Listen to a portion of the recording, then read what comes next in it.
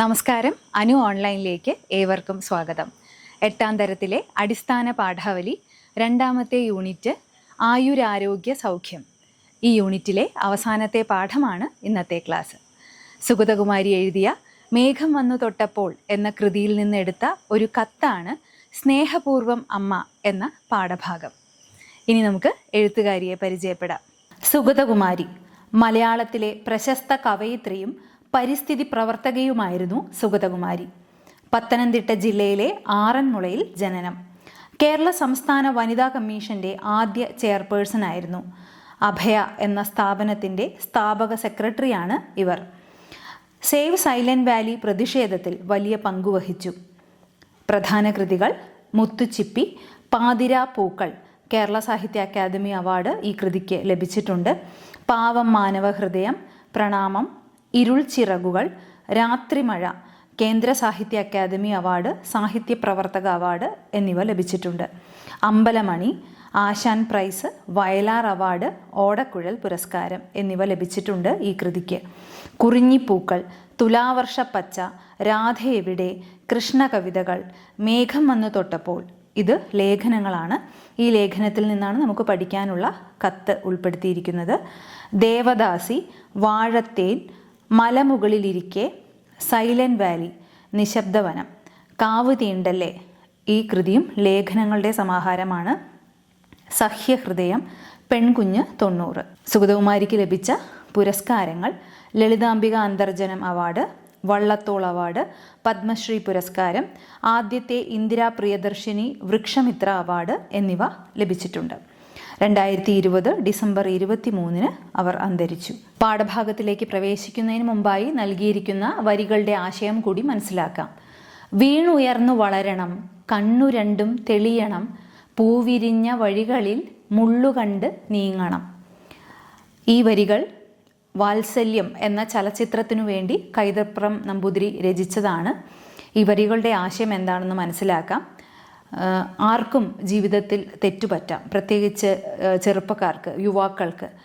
തെറ്റുപറ്റുന്നതിലല്ല, തെറ്റുപറ്റി വീഴുന്നിടത്ത് നിന്ന് അവിടെ തന്നെ കിടക്കാതെ എഴുന്നേറ്റ് ശരിയായ വഴിയിലേക്ക് തിരിയേണ്ടതിൻ്റെ പ്രാധാന്യമാണ് അവിടെ പറയുന്നത്. ജീവിതത്തിലെ അപകടങ്ങളും തെറ്റായ ആകർഷണങ്ങളും തിരിച്ചറിയാനുള്ള ബോധവും ജാഗ്രതയും വേണം. അതായത് ഉൾക്കണ്ണ് എപ്പോഴും തുറന്നിരിക്കണം എന്നർത്ഥം. അതായത് കൗമാരക്കാർക്ക് ഏറ്റവും ശ്രദ്ധ വേണ്ടത് സ്വയം തിരിച്ചറിവുണ്ടാകണം എന്നതിലാണ്. കൗമാര ജീവിതത്തിലെ ആസ്വാദനങ്ങളെല്ലാം സുരക്ഷിതമല്ല.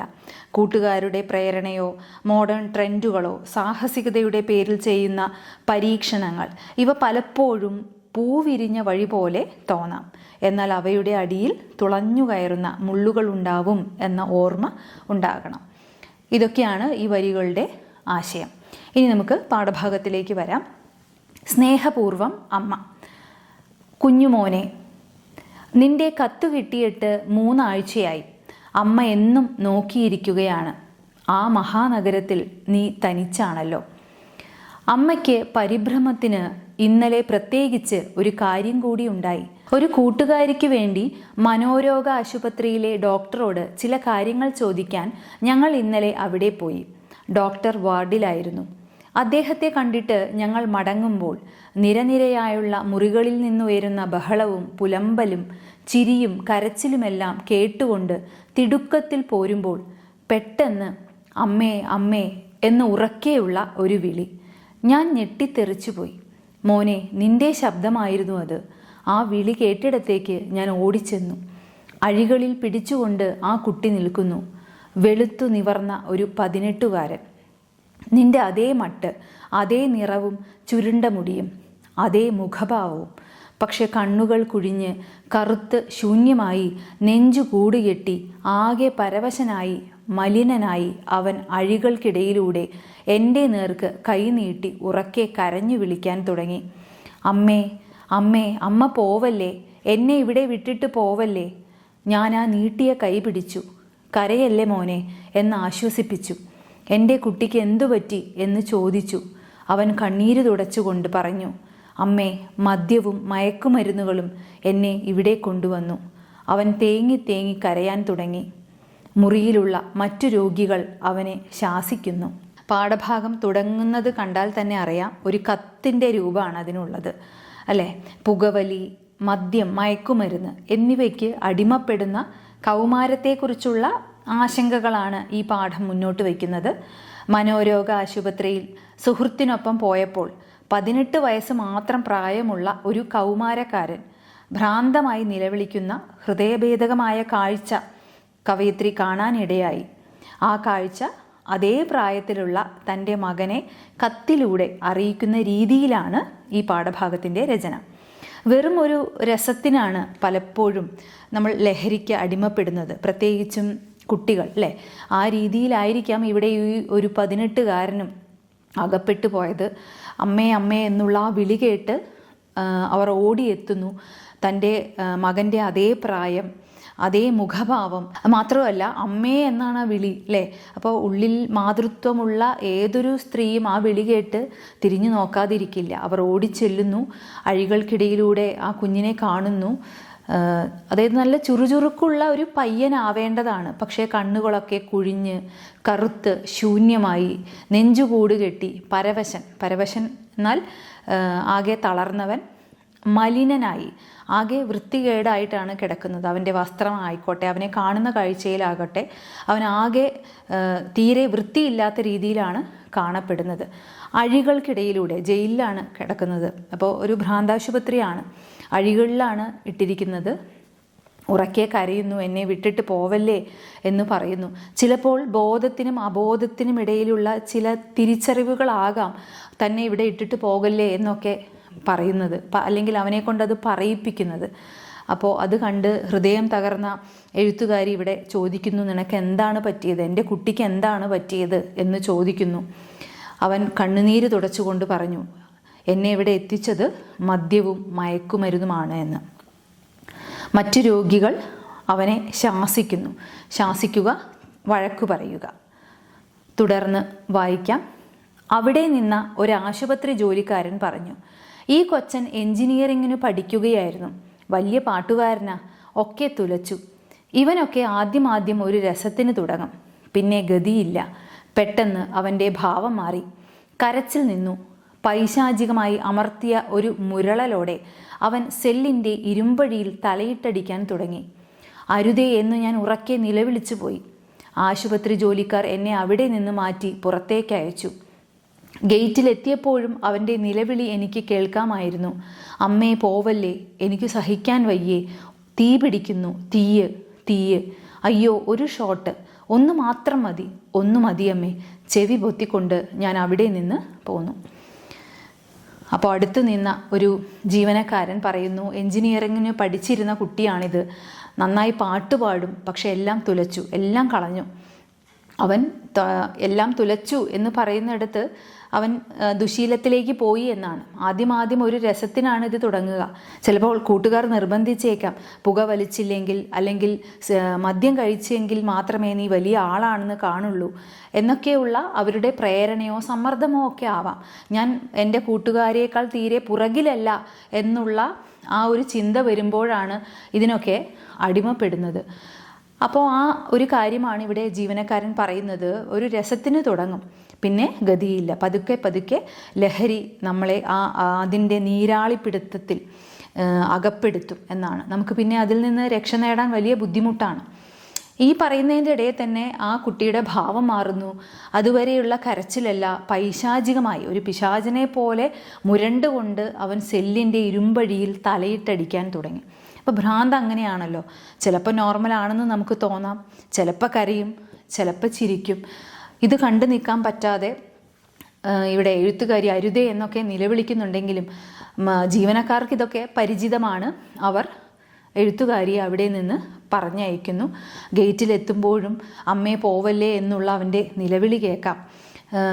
തീ പിടിക്കുന്നത് പോലെ, അതായത് ലഹരി ഉപയോഗിച്ച് അവൻ ആ സമയമാകുമ്പോൾ അത് കിട്ടിയില്ലെങ്കിലുള്ള അവൻ്റെ ആ വെപ്രാളമാണ് അതിൽ കാണുന്നത്. ഒരു ഷോട്ട്, അതായത് ഒരു ഇഞ്ചക്ഷൻ മതി, ഒരു തരി മതി, തനിക്കത് ഇല്ലാതെ പറ്റില്ല എന്നിങ്ങനെ ഉറക്കെ നിലവിളിക്കുന്ന ആ കുട്ടിയുടെ ശബ്ദം കേട്ട് സഹിക്കവയ്യാതെ ഇവിടെ എഴുത്തുകാരി ചെവി പൊത്തിക്കൊണ്ട് നിന്നു പോകുന്നു. കുഞ്ഞുമോനെ, നിന്നെ പോലൊരു കുട്ടിയാണവൻ. 18 വയസ്സിൻ്റെ എല്ലാ ധീരതയും കുസൃതിയും നിറഞ്ഞ ഒരു മിടുക്കൻ. അച്ഛനമ്മമാർ ഏറെ സ്വപ്നം കണ്ട് ലാളിച്ചു വളർത്തിയവൻ. മിടുക്കിൻ്റെ അടിസ്ഥാനത്തിൽ എഞ്ചിനീയറിംഗ് കോളേജിൽ കയറിയവൻ. ആ കുട്ടി നാളെ അഭിമാനത്തോടെ ജയിച്ചിറങ്ങി ഈ നാടിനെ അന്തസ്സായി സേവിക്കേണ്ടവനാണ്. ഒരു കുടുംബം പോറ്റേണ്ടവനാണ്. അവനിതാ ചുരുണ്ട മുടിയാകെ ജട പിടിച്ച്, ചോര കെട്ടി, എല്ലും തോലുമായി കീറിപ്പറിഞ്ഞ മുണ്ടുടുത്ത് ഭ്രാന്താശുപത്രിയുടെ അഴികൾ പിടിച്ചുകുലുക്കി അലറിക്കൊണ്ടു നിൽക്കുന്നു. അപ്പോൾ ഇവിടെ മകനുള്ള കത്താണ്. നിന്നെപ്പോലൊരു കുട്ടി, അല്ലേ? ആ കുട്ടിയിൽ ഞാൻ ഒരുപക്ഷെ നിന്നെ തന്നെയാണ് കാണുന്നത്. 18 വയസ്സുള്ള ഒരു കുട്ടി, അതിൻ്റേതായ ആ വയസ്സിൻ്റേതായ എല്ലാ ഒരു ഉത്സാഹവും കുസൃതിയും ഒക്കെ ഈ പ്രായത്തിൽ ഉണ്ടാവേണ്ട ഒരു മിടുക്കനായ കുട്ടിയാണ്. അച്ഛനമ്മമാർ ഏറെ സ്വപ്നം കണ്ട് ലാളിച്ച് വളർത്തിയവനാണ്, അല്ലേ? അച്ഛനമ്മമാരുടെ പ്രതീക്ഷയായിരിക്കാം അവൻ പഠിച്ച് വലുതായി ഒരു ഉയർന്ന ജോലിയിൽ എത്തിയിട്ട് വേണം വയസ്സാവുന്ന കാലത്ത് അച്ഛനമ്മമാർക്ക് താങ്ങും തണലുമാകാൻ, ആ കുടുംബത്തിന് അത്താണിയാവാൻ എന്നൊക്കെ ചിന്തിച്ച് വളരെയധികം കഷ്ടപ്പെട്ട് വളർത്തിക്കൊണ്ടുവന്ന മകനാണ്, അല്ലേ? അല്ലെങ്കിൽ ആ മിടുക്കിൻ്റെ അടിസ്ഥാനത്തിൽ എഞ്ചിനീയറിംഗ് കോളേജ് വരെ എത്തി. അപ്പോൾ തീരെ മോശമായിട്ടുള്ളൊരു കുട്ടിയല്ല. ഈ കുട്ടി വളരെ മിടുക്കനാണെന്ന് ആ ആശുപത്രിയിലെ ജീവനക്കാരൻ തന്നെ പറയുന്നത് ശ്രദ്ധിക്കുക. അപ്പോൾ ഇങ്ങനെയൊക്കെയുള്ളൊരു കുട്ടി നാളെ നാടിന് വീടിനുമൊക്കെ അഭിമാനമായിട്ട് മാറേണ്ടവനാണ്. ആകെ ഒരു ഭ്രാന്തമായ അവസ്ഥയിൽ ഈ ജയിൽ അഴികളിൽ അല്ലെങ്കിൽ ഈ അഴികൾക്കുള്ളിൽ തലയിട്ടടിച്ചും അലറി നിലവിളിച്ചും ഒരു ഷോട്ട് വേണമെന്നൊക്കെ കെഞ്ചിയുമൊക്കെ കഴിയേണ്ടി വരുന്ന അവസ്ഥ വളരെ ദയനീയമാണ് എന്നിവിടെ എഴുത്തുകാരി, ആ ഉത്കണ്ഠയാണത്. അപ്പോൾ സ്വന്തം മകനെക്കുറിച്ച് മാത്രമല്ല, വരുന്ന തലമുറയെല്ലാം അല്ലെങ്കിൽ ഇതിന് അടിമപ്പെട്ടു പോകുന്ന തലമുറയെക്കുറിച്ചുള്ള ആശങ്ക കൂടിയാണ് ഇവിടെ എഴുത്തുകാരി പങ്കുവയ്ക്കുന്നത്. ഈ കുട്ടിയെപ്പോലെ 10,000-കണക്കിന് ചെറുപ്പക്കാർ നശിച്ചു കൊണ്ടിരിക്കുകയാണ് മോനെ. ആദ്യം തുടങ്ങുക സിഗരറ്റ് വലിയിലാണ്. താൻ കുട്ടിയല്ല, സ്വന്തം ഇഷ്ടപ്രകാരം നടക്കുന്ന പുരുഷനാണ് എന്നു ഭാവിക്കലാണ് തുടക്കം. പരസ്യങ്ങളിലെ സുന്ദരന്മാരെയും വീരന്മാരെയും അനുകരിക്കൽ. പുകയിലയുടെ വിഷം ശ്വാസകോശങ്ങളെ കാർന്നു തിന്നുമെന്ന് പറഞ്ഞാലൊന്നും വിലപ്പോകുന്നില്ല. ഇതുപോലെ ഒരു കുട്ടി മാത്രമല്ല, 10,000-കണക്കിന് ചെറുപ്പക്കാർ നശിച്ചുകൊണ്ടിരിക്കുകയാണ്. ആദ്യം തുടങ്ങുന്നത് സിഗരറ്റ് വലിയാണ്. ഞാനൊരു കുട്ടിയല്ല, ഒരു പുരുഷനിലേക്ക് ഞാൻ വളർന്നു എന്ന് ഭാവിക്കലാണ് അതിൻ്റെ തുടക്കം. എന്ന് മാത്രമല്ല, പരസ്യങ്ങളിൽ കാണുന്ന 6 പാക്കൊക്കെ ഉള്ള പുരുഷന്മാരെ കാണുമ്പോൾ, അല്ലെങ്കിൽ അങ്ങനെയുള്ള സുന്ദരന്മാരെയോ വീരന്മാരെയോ ഒക്കെ കാണുമ്പോൾ അവർ അനുകരിക്കുന്നത് പോലെ, അവർ പുകവലിക്കുകയും അവർ മദ്യം കഴിക്കുകയും ഒക്കെ ചെയ്യുമ്പോൾ അതിനെ അനുകരിച്ചുകൊണ്ട് ചെയ്യുന്നത് പോലെയൊക്കെ അവരും ഈ ചെറുപ്പക്കാരും അതിന് പിന്നാലെ പായുന്നു. എപ്പോഴും ഇങ്ങനെയുള്ള ലഹരി വസ്തുക്കളുടെ, പ്രത്യേകിച്ചും സിഗരറ്റ്, മദ്യം തുടങ്ങിയവ ഉപയോഗിക്കുന്ന സമയത്ത് അതിൻ്റെ പുറകിലായിട്ട്, ആ ഉപയോഗിക്കുന്ന വസ്തുവിൻ്റെ പുറകിലായിട്ട് ഇത് ആരോഗ്യത്തിന് ഹാനികരമാണ് എന്ന് എഴുതി വെക്കണം എന്നുള്ളത് നിയമമാണ്. പക്ഷെ അതൊക്കെ വളരെ ചെറിയ അക്ഷരങ്ങളിലാണ് എഴുതി വയ്ക്കുക. ഇനിയിപ്പോൾ അതൊക്കെ വായിച്ചാൽ തന്നെയും ഇത് മദ്യം കഴിക്കുന്നവരോ പുക വലിക്കുന്നവരോ ഒന്നും ഇത് കണക്കാക്കാറേ ഇല്ല. അതാണ് പറയുന്നത്. നമ്മൾ സിനിമാ തിയേറ്ററിൽ പോയാലും ഇതിൻ്റെയൊക്കെ നമ്മൾ പരസ്യം കാണും, അല്ലേ? പുകവലി ആരോഗ്യത്തിന് ഹാനികരമാണ്, നമ്മുടെ ശ്വാസകോശം സ്പോഞ്ച് പോലെയാണെന്നൊക്കെ നമ്മൾ എത്ര തവണ കേട്ടാലും ഈ പുകവലിക്കുന്നവരും മദ്യപിക്കുന്നവരും ഒക്കെ ഈ പരസ്യങ്ങളൊക്കെ കണ്ടാലും അല്ലെങ്കിൽ ഇങ്ങനെയുള്ള മുന്നറിയിപ്പുകളൊക്കെ ഉണ്ടായാലും അവർ ആ ശീലം മാറ്റാനൊന്നും പോകുന്നില്ല. തുടക്കം പുകവലിയിൽ നിന്നാണെന്ന് പറഞ്ഞല്ലോ. പിന്നീട് മദ്യമായി. വലിയ ഹോട്ടലുകളിൽ ചെന്നിരുന്ന് പതയുന്ന ഒരു ഗ്ലാസും കയ്യിൽ പിടിച്ച് വർത്തമാനം പറഞ്ഞിരിക്കുമ്പോൾ താൻ ഒരു വലിയ ആളായി എന്ന് സ്വയം തോന്നുന്നു. പുകയിലയും മദ്യവും നൽകുന്ന ലഹരി പോരാതെ വരുന്നു. ഒരു കൗതുകത്തിന് പതുക്കെ പതുക്കെ കഞ്ചാവിൻ്റെയും മയക്കുമരുന്നിൻ്റെയും ലോകത്തിലേക്ക് നീങ്ങിത്തുടങ്ങുന്നു. അപ്പോൾ എവിടെയാണ് അപകടം കൂടുതൽ രൂക്ഷമാകുന്നത്? ഈ പുകവലിയിലും മദ്യത്തിലും ലഹരി ഒതുങ്ങാതെ വരുന്ന ഒരു അവസ്ഥയിലേക്ക് എത്തും. അതൊന്നും തനിക്ക് ലഹരി തരുന്നില്ല എന്ന അവസ്ഥയിൽ എത്തുമ്പോഴാണ് പതുക്കെ നമ്മൾ കഞ്ചാവിൻ്റെയും മയക്കുമരുന്നിൻ്റെയും ഒക്കെ ലോകത്തിലേക്ക് എത്തിപ്പെടുന്നത്. അപ്പോൾ അത് നമ്മൾ ഉപയോഗിക്കാൻ തുടങ്ങുമ്പോൾ, ചെറുപ്പക്കാർ ഇത് ഉപയോഗിക്കാൻ തുടങ്ങുമ്പോൾ അവർ കരുതുക എനിക്കത് നിർത്തേണ്ടിടത്ത് നിർത്താൻ അറിയാം എന്നുള്ളൊരു ആത്മവിശ്വാസം അവർക്കുണ്ടാകാം. പക്ഷെ അങ്ങനെയല്ല. അത് ഉപയോഗിച്ച് തുടങ്ങിയാൽ നമുക്ക് നിയന്ത്രിക്കാൻ പറ്റില്ല. അല്ലെങ്കിൽ ഉപയോഗിക്കുന്നവർക്ക് ഒരിക്കലും ലഹരിയെ നിയന്ത്രിക്കാൻ സാധിക്കില്ല. മറിച്ച് ലഹരി നമ്മളെ നിയന്ത്രിക്കുകയാണ് ചെയ്യുക. ഒരു പിശാചിൻ്റെ ക്രൗര്യത്തോടെ അവ നിങ്ങളെ അടിമയാക്കും. പുകയായും പാനീയമായും കുത്തിവയ്ക്കലായും ഒക്കെ ആ വിഷം ഉള്ളിൽ കടന്നു തുടങ്ങിയാൽ പിന്നെ ഭ്രാന്താണ്. അവ കിട്ടാൻ വേണ്ടി എന്തും ചെയ്യും. എവിടെ നിന്നും മോഷ്ടിക്കും, ആരെയും കൊല്ലും, ഏതു കഠിനമായ കുറ്റകൃത്യവും ചെയ്യും. നിയമങ്ങളും മര്യാദകളും ആദർശങ്ങളുമൊക്കെ കാറ്റിൽ പറക്കുന്നു. മയക്കുമരുന്നിൻ്റെ മദ്യത്തിൻ്റെ അടിമ. പിന്നെ അവൻ്റേതായ ഒരു അധോലോകത്തിൽ മുങ്ങിത്താഴുന്നു. ഈ കുട്ടികളെ നശിപ്പിക്കുന്നത് വൻകിടക്കാരാണ്. ഇതിൽ നിന്ന് പണമുണ്ടാക്കുന്നത് കുത്തകക്കാരും വിദേശ മാഫിയ സംഘടനകളുമാണ്. മോനെ, മദ്യത്തിൻ്റെയും പുകവലിയുടെയും ചിത്രങ്ങളും പരസ്യങ്ങളും ഒക്കെ ചേർന്ന് അവയെ നമ്മുടെ ജീവിതത്തിൽ നിറയ്ക്കുന്നു. നിങ്ങൾ കുട്ടികൾ പിച്ച നടക്കുന്ന വഴികളിൽ മുഴുവൻ ചതിക്കുഴികളാണ്. നിന്റെ തലമുറ ഇത്ര വിഡ്ഢികളായിക്കൂടാ. കുഞ്ഞെ, സ്വയം നാശത്തിൻ്റെ പാതയിലൂടെ നിങ്ങൾ വേച്ച് നടന്നുകൂടാ. ഇന്ത്യയിൽ 20% കുട്ടികൾ ലഹരി വസ്തുക്കൾക്ക് അടിമകളായി കഴിഞ്ഞുവെന്നാണ് ഔദ്യോഗികമായ കണക്ക്. ഓർത്തു നോക്കൂ, നിന്നെപ്പോലെ ചൈതന്യമുള്ള കുട്ടികൾ ബുദ്ധിക്കു മാന്ദ്യവും വയറ്റിൽ വേദനയും തളർച്ചയും കരൾ വീക്കവും പിന്നെ വിറയലും വിഭ്രാന്തിയും ബാധിച്ച് സാമൂഹിക വിരുദ്ധരായി, കുറ്റവാളികളായി, മഹാരോഗികളായി ഇഞ്ചിഞ്ചായി മരിക്കുന്നത്. ഇതെല്ലാം ആരംഭിക്കുന്നത് തൽക്കാലത്തെ കൂട്ടുകൂടിയുള്ള വെറും ഒരു നേരം പോക്കിൽ നിന്ന്. ആ നേരം പോക്കിൽ നിന്ന് തലയൂരാൻ ശ്രമിക്കുമ്പോഴേക്ക് കഴുത്തിൽ കയർ കുരുങ്ങി മുറുകിക്കഴിഞ്ഞിരിക്കും. മോനെ, നിവർന്ന നട്ടെല്ലോടെ, ഉയർന്ന ശിരസോടെ, തെളിഞ്ഞ ബുദ്ധിയോടെ, ശുദ്ധനായി, അഭിമാനിയായി വളർന്നു വരാൻ എൻ്റെ കുഞ്ഞിന് കഴിയുമാറാകട്ടെ. അത് കാണാനുള്ള ഭാഗ്യം നിൻ്റെ അമ്മയ്ക്കും നിന്നെ പെറ്റ നാടിനും ഉണ്ടാകട്ടെ എന്നു മാത്രം എൻ്റെ പ്രാർത്ഥന. സ്നേഹപൂർവം, അമ്മ. അപ്പോൾ ഇവിടെ എഴുത്തുകാരി പറയുന്നു, പുകവലിയിൽ നിന്ന് തുടങ്ങുന്നു, പിന്നെ മദ്യമായി അതിലൊതുങ്ങാതെ വരുമ്പോഴാണ് കഞ്ചാവിലേക്കും മയക്കുമരുന്നിൻ്റെ ലോകത്തിലേക്കൊക്കെ എത്തിപ്പെടുന്നത്. അത് അടിമയാക്കി കഴിഞ്ഞാൽ പിന്നീട് അതില്ലാതെ പറ്റില്ല. അത് ഭ്രാന്തമായി നമ്മുടെ ശരീരത്തെയും വികാരങ്ങളെയും മനസ്സിനെയും ഒക്കെ നിയന്ത്രിക്കാൻ തുടങ്ങും. അപ്പോൾ ഇവിടെ എഴുത്തുകാരി പറയുന്നത് എത്രയോ വർഷങ്ങൾക്ക് മുമ്പുള്ള കാര്യമാണ്. ഇതിൽ പറഞ്ഞിരിക്കുന്ന കണക്കുകളൊക്കെ വെച്ച് നോക്കുമ്പോൾ ഇന്ന് അതിനേക്കാൾ എത്രയോ 10 മടങ്ങ് അല്ലെങ്കിൽ ഇരട്ടിക്ക് ഇരട്ടിയാണ് ഇന്ന് ലഹരിക്ക് അടിമപ്പെട്ടുകൊണ്ടിരിക്കുന്ന ചെറുപ്പക്കാരുടെ, കുട്ടികളുടെ അടക്കം, അതായത് സ്കൂൾ കുട്ടികളെ അടക്കം ഇത് ബാധിച്ചു തുടങ്ങി എന്നുള്ളത് വളരെ ഭയപ്പെടുത്തുന്ന ഒരു സാമൂഹിക വിപത്ത് തന്നെയാണ് എന്ന് തന്നെ പറയാം. ഇന്നിപ്പോൾ മണം അടുത്ത് ചെന്നാൽ മണം അറിയാത്ത രീതിയിൽ സ്റ്റാമ്പിൻ്റെ രൂപത്തിൽ, മിഠായിയുടെ രൂപത്തിലൊക്കെ ഇന്ന് മയക്കുമരുന്നുകൾ വളരെ സുലഭമാണ്. പക്ഷേ ഒരു കുട്ടിക്ക് മയക്കുമരുന്നിന് അടിമപ്പെടേണ്ട എന്നുണ്ടെങ്കിൽ പോലും മിഠായിയുടെ രൂപത്തിലും ഐസ്ക്രീമിൻ്റെ രൂപത്തിലും ഒക്കെ അത് ഉള്ളിലേക്ക് എത്തിക്കാനുള്ള വഴികളൊക്കെ ഇന്ന് വൻകിട മാഫിയകൾ ഒരുക്കിയിട്ടുണ്ട്. അതാണ് ഈ കുട്ടികളെയൊക്കെ നശിപ്പിക്കുന്നത് വൻകിടക്കാരാണ്.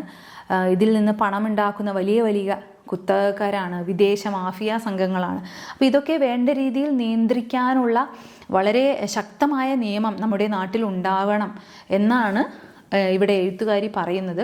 അതുമാത്രമല്ല, ചെറുപ്പക്കാർക്ക് അവബോധം ഉണ്ടാവണം. തെറ്റേതാണ്, ശരി ഏതാണ്. ലഹരി എന്ന് പറയുന്നത് നമ്മുടെ ജീവിതമാകണം. അല്ലെങ്കിൽ ലഹരിക്ക് അടിമപ്പെടുന്നതല്ല, ജീവിതമാണ് ലഹരി എന്ന രീതിയിലേക്ക് വരണം. ജീവിതം ആസ്വദിക്കണമെങ്കിൽ ലഹരി, അതായത് പുകവലി തൊട്ട് മദ്യപാനം, മറ്റുള്ള കഞ്ചാവ്, അങ്ങനെയുള്ള അങ്ങനെ ഒന്ന് ചിന്തിക്കുക പോലും നമ്മൾ ചെയ്യരുത്. ആ രീതിയിലേക്ക് വന്നെങ്കിൽ മാത്രമേ നമുക്ക് ജീവിതം ആസ്വദിക്കാൻ കഴിയുള്ളൂ എന്നാണ് പറയുന്നത്. അപ്പോൾ ഇവിടെ എഴുത്തുകാരി ആ ആശങ്ക വളരെയധികം ഹൃദയസ്പർശിയായിട്ട് തന്നെയാണ് ഇവിടെ അവതരിപ്പിച്ചിരിക്കുന്നത്. നിങ്ങൾ കുട്ടികളാണ്, പിച്ച നടക്കുന്ന വഴിയിൽ മുഴുവൻ ചതിക്കുഴികളാണ്. പ്രത്യേകിച്ചും കൗമാരക്കാരും യുവാക്കളും ഒക്കെ അവരുടെ ഒരു മായിക ലോകമാണ്, അല്ലേ? നിറപ്പകിട്ടുള്ള ലോകമാണ്. അതിൻ്റെ ഇടയിൽ ഈ നീരാളിപ്പിടുത്തത്തിന് വേണ്ടി അല്ലെങ്കിൽ ചതിക്കുഴികൾ ഒരുക്കി കാത്തിരിക്കുന്ന, നമ്മുടെ രക്തമൂറ്റി കുടിക്കുന്ന ചില മാഫിയകളുണ്ട്. മയക്കുമരുന്നിൻ്റെ വലിയൊരു സംഘം തന്നെയുണ്ട്. അവർ വളരെ ശക്തരാണ്. നമ്മൾ ഒന്ന് പെട്ടുകഴിഞ്ഞാൽ അതിൽ നിന്ന് തലയൂരാൻ വളരെ ബുദ്ധിമുട്ടാണ്. എങ്കിലും തെറ്റ് പറ്റാത്തവരാരുമില്ല. ഇവിടെ എഴുത്തുകാരി അതുകൂടി പറയുന്നുണ്ട്.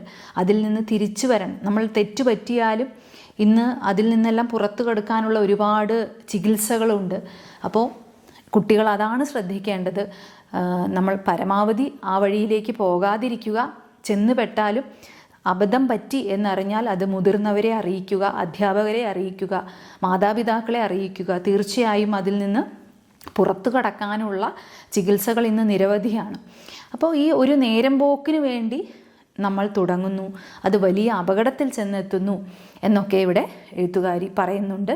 അപ്പം നമ്മുടെ ഈ തലമുറ, നമ്മൾ പറയാറുണ്ട് യുവാക്കളാണ് അല്ലെങ്കിൽ കൗമാരക്കാരാണ് നാളത്തെ ഭാരതം, നമ്മുടെ രാജ്യത്തെ നയിക്കേണ്ടവർ. അവർ എങ്ങനെയായിരിക്കണം? നിവർന്ന നട്ടെല്ലോടെ, ഉയർന്ന ശിരസോടെ, തെളിഞ്ഞ ബുദ്ധിയോടെ ജീവിക്കേണ്ടവരാണ്. എങ്കിൽ മാത്രമേ സമൂഹത്തിലേക്ക് നമുക്ക് സേവനം നടത്താൻ സാധിക്കുള്ളൂ. ഉയർന്ന ശിരസോടെയും അഭിമാനത്തോടെയും ജീവിച്ച് കാണിക്കേണ്ട ഒരു തലമുറ ഉണ്ടാവട്ടെ. ആ തലമുറ വളർന്നു വരുന്നത് കാണാൻ അമ്മയ്ക്കും നിന്നെ പെറ്റ നാടിനും ഉണ്ടാവട്ടെ എന്ന് പറഞ്ഞുകൊണ്ടാണ് എഴുത്തുകാരി കത്ത് അവസാനിപ്പിക്കുന്നത്. ഇനി നമുക്ക് പഠന പ്രവർത്തനങ്ങളിലേക്ക് വരാം. ശബ്ദ സന്ദേശം. സ്നേഹപൂർവം അമ്മ എന്ന പാഠഭാഗത്തിൻ്റെ വായനാനുഭവവുമായി ബന്ധപ്പെട്ട് ശബ്ദ സന്ദേശം തയ്യാറാക്കി സമൂഹ മാധ്യമങ്ങളിലൂടെ സുഹൃത്തുക്കൾക്ക് അയയ്ക്കുക. അപ്പോൾ ഒരു ശബ്ദ സന്ദേശം തയ്യാറാക്കുമ്പോൾ ഈ പാഠഭാഗവുമായി ബന്ധപ്പെട്ട് എന്തെല്ലാം പോയിന്റുകളാണ് ഉൾപ്പെടുത്തേണ്ടത് എന്ന് നോക്കാം. എല്ലാവർക്കും നമസ്കാരം. ഇന്ന് ഞാൻ വായിച്ച അതീവ ഹൃദയസ്പർശിയായ പാഠത്തിൻ്റെ അനുഭവം നിങ്ങളുമായി പങ്കുവയ്ക്കുകയാണ്. സുഗതകുമാരിയുടെ മേഘം വന്ന് തൊട്ടപ്പോൾ എന്ന കൃതിയിൽ നിന്നെടുത്ത സ്നേഹപൂർവം അമ്മ എന്ന പാഠഭാഗം. ഇതാണ് ആമുഖം.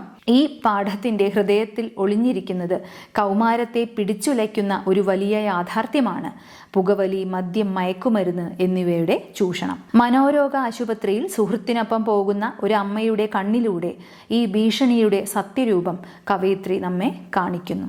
അവിടെ വെച്ച് വെറും 18 വയസ്സ് മാത്രം പ്രായമുള്ള ഒരു ബാലൻ ഭ്രാന്തമായി നിലവിളിക്കുന്ന ആ കാഴ്ച അതേ പ്രായത്തിലുള്ള തൻ്റെ മകനെ ഒരു കത്തിലൂടെ അറിയിക്കുമ്പോൾ അമ്മയുടെ ഉള്ളം ചിതറിയതുപോലെ വായനക്കാരൻ്റെ ഹൃദയവും വിങ്ങിപ്പോകുന്നു.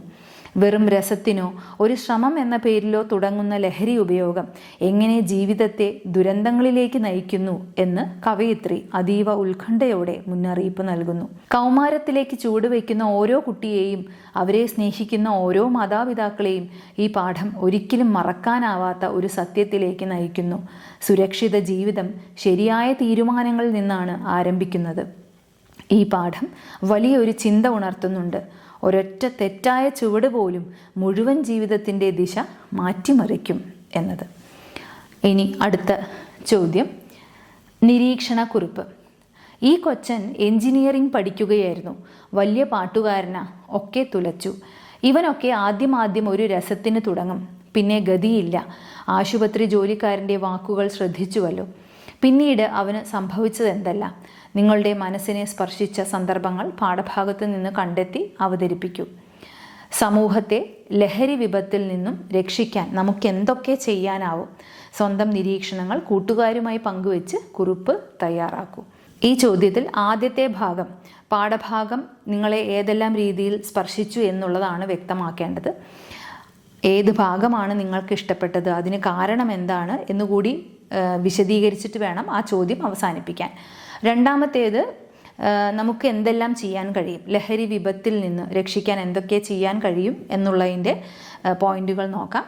ഇന്നത്തെ സമൂഹത്തിൽ കൗമാരക്കാരിൽ നിന്നും മുതിർന്നവരിൽ നിന്നും വരെ ലഹരിയുടെ ഉപയോഗം ഭയപ്പെടുത്തുന്ന രീതിയിൽ വർദ്ധിച്ചു വരുന്നുണ്ട്. വ്യക്തി ജീവിതത്തെയും കുടുംബ ബന്ധങ്ങളെയും തകർത്ത് മുന്നേറുന്ന ഈ മഹാവിപത്തിൽ നിന്നും സമൂഹത്തെ മോചിപ്പിക്കാൻ ഓരോരുത്തരും ജാഗരൂകരാകണം. സാഹചര്യത്തിൻ്റെ സ്വാധീനം വളരെ പ്രധാനമാണ്. തെറ്റായ കൂട്ടുകാരോട് ചേർന്നാൽ യുവാക്കൾ വഴിതെറ്റും. അതുപോലെ തന്നെ നല്ല കൂട്ടായ്മകൾ അവരെ രക്ഷിക്കും. അതുകൊണ്ട് കൂട്ടുകെട്ടുകളിലെ നെല്ലും പതിരും തിരിച്ചറിയണം. രണ്ടാമതായി, ലഹരി വിപത്തിൻ്റെ യാഥാർത്ഥ്യങ്ങളെക്കുറിച്ചുള്ള തുറന്ന സംഭാഷണമാണ്. കുട്ടികളെ ഭീഷണിപ്പെടുത്താതെ പക്ഷേ സത്യങ്ങൾ മറച്ചുവെക്കാതെയും സംസാരിക്കുമ്പോൾ അവർ കൂടുതൽ ബോധ്യത്തോടെ തീരുമാനങ്ങൾ എടുക്കുന്നു.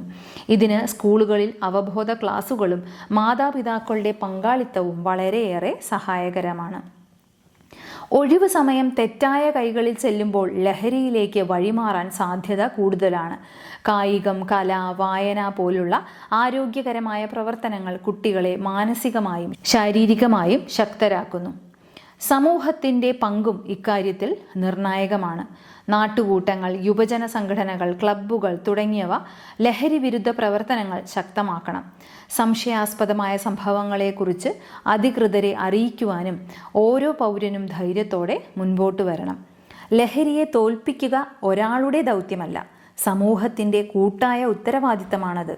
ബോധവൽക്കരണം, പിന്തുണ, പ്രേരണ, നല്ല അന്തരീക്ഷം എന്നിവയെല്ലാം ചേർന്നാൽ മാത്രമേ ഈ മഹാവിപത്ത് പൂർണ്ണമായി തടയാനാവൂ.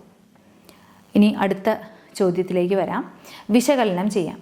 നിങ്ങൾ കുട്ടികൾ പിച്ച നടക്കുന്ന വഴികളിൽ മുഴുവൻ ചതിക്കുഴികളാണ്. പാഠഭാഗത്തുള്ള ഈ വാക്യത്തെ സമകാല സാഹചര്യങ്ങളുമായി ബന്ധപ്പെടുത്തി വിശകലനം ചെയ്യുക.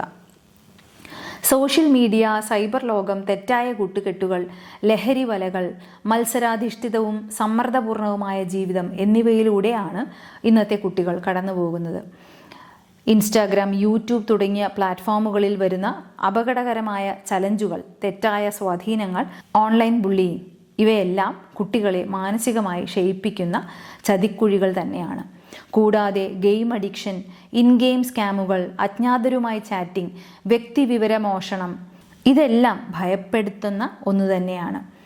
പാഠഭാഗത്തിൽ അമ്മയുടെ വലിയ ഭയം കുട്ടി തെറ്റിനോടും അപകടത്തിനോടും മുഖാമുഖം വരുമോ എന്നതാണ്. ഇന്ന് സ്കൂളുകൾക്കും കോളേജുകൾക്കും ചുറ്റും സിഗരറ്റ്, വൈപ്പ്, സുഗന്ധ മയക്കുമരുന്നുകൾ, പാർട്ടി ഡ്രഗ്സ് എന്നിവ സുലഭമാണ്. അമ്മയുടെ ആശങ്കകൾ ഇന്നത്തെ ലോകത്ത് 10 മടങ്ങ് കൂടുതലായി കാണുന്നുവെന്നത് മനസ്സിലാക്കുമ്പോൾ ഈ വാക്യത്തിൻ്റെ സമകാലിക പ്രസക്തി അത്രയും ശക്തമാവുന്നു. അടുത്ത ചോദ്യം, പ്രചാരണ വഴികൾ. സ്കൂളിലെ ലഹരി വിരുദ്ധ ക്ലബിൻ്റെ ഭാഗമായി സംഘടിപ്പിക്കുന്ന റാലിയിലേക്ക് ആവശ്യമായ മുദ്രാഗീതങ്ങൾ, പ്ലക്കാർഡുകൾ, ബാനറുകൾ എന്നിവ തയ്യാറാക്കുക. റാലിയുടെ പ്രചരണാർത്ഥം ആവശ്യമായ പോസ്റ്ററുകൾ അല്ലെങ്കിൽ ഡിജിറ്റൽ പോസ്റ്ററുകൾ, നോട്ടീസ് എന്നിവയും തയ്യാറാക്കുമല്ലോ. ആദ്യം മുദ്രാവാക്യ ഗീതം. ലഹരി വേണ്ട, ലഹരി വേണ്ട, ജീവിതപാതയിൽ ലഹരി വേണ്ട, ചിന്ത തെളിയും, ജീവിതം വിളയും, ലഹരി വിട്ടാൽ വിജയം നേടാം. ഇതൊരു ഉദാഹരണമാണ്. ഇതുപോലെ നിങ്ങൾക്ക് മുദ്രാവാക്യ ഗീതം തയ്യാറാക്കാം. ഏറ്റുപാടുന്ന രീതിയിൽ വരികൾ ആവർത്തിക്കാം. അടുത്തത് പോസ്റ്റർ. ലഹരി ജീവിതത്തെ കാർന്നു തിന്നുന്ന ക്യാൻസർ. ആദ്യമുള്ള ആവേശം, പിന്നെ അടിമത്തം, ഒടുവിൽ നാശം. ജീവിതമാണ് ലഹരി. ഇതുപോലെയുള്ള പോസ്റ്ററുകൾ നമുക്ക് നിർമ്മിക്കാം. അടുത്തത് ലഹരി വിരുദ്ധ റാലിക്ക് മുൻപായി തയ്യാറാക്കുന്ന നോട്ടീസാണ്. പ്രിയ വിദ്യാർത്ഥികളെ, രക്ഷിതാക്കളെ, സ്കൂളിലെ ലഹരി വിരുദ്ധ ക്ലബ്ബ് നടത്തുന്ന ലഹരി പ്രതിരോധ റാലി താഴെ പറയുന്ന പ്രകാരം സംഘടിപ്പിക്കുന്നു. തീയതി കൊടുക്കാം, സമയം, എവിടെ വെച്ചാണ്, സ്ഥലത്തിൻ്റെ ആരംഭം എവിടെയാണ്, റാലിയുടെ സമാപനം എവിടെയാണ്, ഇതെല്ലാം നമുക്ക് ഈ നോട്ടീസിൽ സൂചിപ്പിക്കാം. ഇനി റാലിയുടെ ലക്ഷ്യം നമുക്ക് വ്യക്തമാക്കാം. വിദ്യാർത്ഥികളിൽ ലഹരി വിരുദ്ധ ബോധവൽക്കരണം, സമൂഹത്തിൽ ജാഗ്രത സൃഷ്ടിക്കൽ, ലഹരി രഹിത ക്യാമ്പസ് രൂപപ്പെടുത്തൽ. ഈ വിധത്തിലൊക്കെ നമുക്കൊരു നോട്ടീസ് തയ്യാറാക്കാവുന്നതാണ്. ഇനി അവസാനത്തെ ചോദ്യം, കത്ത് തയ്യാറാക്കാം. ഒരമ്മയുടെ എഴുത്താണല്ലോ സ്നേഹപൂർവ്വം അമ്മ. താഴെ പറയുന്ന ഏതെങ്കിലും ഒരു വിഷയത്തിൽ നിങ്ങളുടെ സുഹൃത്തിന് ഒരു കത്ത് തയ്യാറാക്കുക. ഡിജിറ്റൽ ദുരുപയോഗം, ലിംഗവിവേചനം, ജങ്ക് ഫുഡിൻ്റെ അമിതോപയോഗം. ഈ പറഞ്ഞിരിക്കുന്ന വിഷയത്തെ അടിസ്ഥാനമാക്കി നമുക്കൊരു കത്ത് തയ്യാറാക്കണം. സുഹൃത്തിന് കത്തയക്കുന്നത് കൊണ്ട് അത് അനൗപചാരികമായ കത്താണ്. അപ്പോൾ അതിൻ്റെ ഘടന എന്താണെന്ന് മനസ്സിലാക്കാം. കത്ത് എഴുതി തുടങ്ങുന്നതിന് മുമ്പായി നമുക്ക് സ്ഥലവും തീയതിയും വ്യക്തമാക്കാം. അത് റൈറ്റ് സൈഡാണ് നമ്മൾ സ്ഥലവും തീയതിയും എഴുതേണ്ടത്. അതിനുശേഷം നമ്മൾ സംബോധനയാണ്. പ്രിയപ്പെട്ട കൂട്ടുകാരിക്കോ സുഹൃത്തിനോ ഒക്കെയാണ് കത്ത് എഴുതേണ്ടത്. അപ്പോൾ ആ സുഹൃത്തിൻ്റെ പേര് നമുക്കവിടെ വ്യക്തമാക്കാം. പ്രിയപ്പെട്ട എന്നതിന് ശേഷം ആ സുഹൃത്തിൻ്റെ പേരെഴുതി കോമയിടുക. പിന്നെ അടുത്ത ലൈനിലാണ് തുടങ്ങേണ്ടത് ആമുഖം. ആമുഖം എന്നതുകൊണ്ട് ഇവിടെ ഉദ്ദേശിക്കുന്നത് നമ്മൾ സുഹൃത്തിൻ്റെ സുഖവിവരങ്ങൾ അന്വേഷിക്കുന്നതാണ്. നിനക്കവിടെ സുഖമാണോ, ഇവിടെ എല്ലാവർക്കും സുഖമാണ്, അവിടുത്തെ കാലാവസ്ഥ എങ്ങനെയുണ്ട് എന്നൊക്കെ ചോദിച്ചുള്ള സ്നേഹാന്വേഷണങ്ങളാണ് ആമുഖത്തിൽ വരേണ്ടത്. അടുത്തത് രണ്ടാമത്തെ പാരഗ്രാഫിൽ വരേണ്ടത് വിശദീകരണമാണ്. എന്തിനാണ് ഈ കത്ത് എഴുതുന്നത്? അത് ഈ പറഞ്ഞ 3 വിഷയങ്ങളിൽ ഏതെങ്കിലും ഒന്നാണ് നിങ്ങൾ തിരഞ്ഞെടുക്കുന്നതെങ്കിൽ ആ കാര്യം പറഞ്ഞുകൊണ്ട് തന്നെ രണ്ടാമത്തെ പാരഗ്രാഫിൽ വിശദീകരിക്കാം. നിങ്ങൾക്ക് ആ കത്ത് വിശദീകരിക്കാം. എപ്പോഴും ഒരു കാര്യം ശ്രദ്ധിക്കേണ്ടത്, കത്തിനുള്ള മാർക്ക് എത്രയാണെന്ന് നോക്കിയിട്ട് വേണം എഴുതേണ്ടത്. കത്ത് വളരെ ചുരുക്കി കണ്ടൻറ്റ് മാത്രം വരുന്ന രീതിയിൽ എഴുതുന്നതാണ് എപ്പോഴും നല്ലത്. ഒരു 4-5 വരികൾ നമുക്ക് ഈ രണ്ടാമത്തെ പാരഗ്രാഫ് അവസാനിപ്പിക്കാം. മൂന്നാമത്തേത് ഉപസംഹാരം, അതായത് കൺക്ലൂഷൻ. കത്ത് എങ്ങനെയാണ് അവസാനിപ്പിക്കേണ്ടത്? ആദ്യം തുടങ്ങിയത് സുഖവിവരങ്ങൾ അന്വേഷിച്ചുകൊണ്ടാണ്. ഈ കത്ത് ചുരുക്കുമ്പോൾ ഈ കത്തിനുള്ള മറുപടി പ്രതീക്ഷിക്കുന്നു എന്നോ, അല്ലെങ്കിൽ ഈ പറഞ്ഞ കാര്യങ്ങളെക്കുറിച്ച് നിൻ്റെ അഭിപ്രായം അറിയാൻ താല്പര്യമുണ്ട് എന്ന് പറഞ്ഞുകൊണ്ടൊക്കെ നമുക്ക് കത്ത് അവസാനിപ്പിക്കാം. അതിനെല്ലാം ശേഷം എന്ന് സ്നേഹപൂർവം അല്ലെങ്കിൽ സസ്നേഹം എന്ന് വേണം എഴുതാൻ. എന്നിട്ട് നമുക്ക് പേരും ഒപ്പും എഴുതി കഴിഞ്ഞാൽ ഈ അനൗപചാരികമായ കത്ത് അല്ലെങ്കിൽ അനൗദ്യോഗികമായ കത്തിൻ്റെ ഘടന പൂർത്തിയാക്കാം. അങ്ങനെ ഈ ഘടന മനസ്സിലാക്കി, ഈ കത്തിൻ്റെ ഘടന മനസ്സിലാക്കി തന്നിരിക്കുന്ന 3 വിഷയങ്ങളിൽ ഏതെങ്കിലും ഒരു വിഷയം എടുത്തുകൊണ്ട് കത്ത് തയ്യാറാക്കാവുന്നതാണ്. പാഠഭാഗത്തിൻ്റെ ആശയവും തുടർന്നുള്ള പഠന പ്രവർത്തനങ്ങളും ഏവരും മനസ്സിലാക്കി കാണുമെന്ന് കരുതുന്നു. ഇന്നത്തെ ക്ലാസ് ഇവിടെ അവസാനിപ്പിക്കുകയാണ്. നന്ദി, നമസ്കാരം.